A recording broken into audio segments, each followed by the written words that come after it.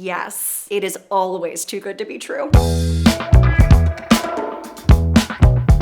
The market in New York City is so incredibly efficient. We all live in large buildings with tens, if not hundreds, of little units, all that are their own pieces of property, and all being traded at all times. There's just a lot of market movement. What ends up happening is every piece of property, in my professional opinion, ends up trading at the value it's meant to trade, because there's enough volume happening around that property to be able to really slice and dice it out and say, you know what, this is where the best comp traded last week, so this is where this is gonna trade today. Now, when you think about something being too good to be true, right? You're looking online, you see a property, it looks above and beyond better than everything else you're looking at within the same set of search criteria, right? You're sitting there and you're like, did I catch like a diamond in the rough?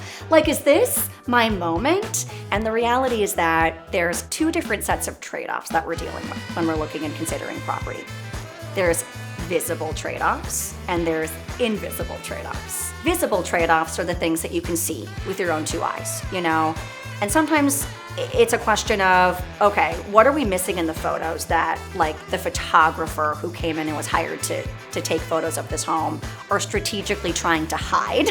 Now, invisible trade-offs are trickier. And that's really where you need a really good broker looking under the hood for you. And ultimately a good attorney as well. Because invisible trade-offs are exactly that. They are trade-offs or compromises you're making, typically technical in nature, that you can't see with your own two eyes. And because of that, you really need a strong professional asking all the right questions so that we can ultimately uncover what those trade-offs are. So, some examples of invisible trade-offs might be really high maintenance in the building or high assessments in the building. If there's active litigation in the building, maybe there's a lawsuit pending against some party that's attached to the building for some reason. Sometimes you might uncover that there's a high concentration of renters in the building. Even more complex to that, a high concentration of sponsor-owned units or developer-owned units in the building. And I say that because lenders don't like that, so it's an important thing to pay attention to. Maybe there's ongoing capital improvements that the building's dealing with that's costing the building and ultimately all the unit owners a lot of money. Or maybe there's something that is being planned in the near-term future.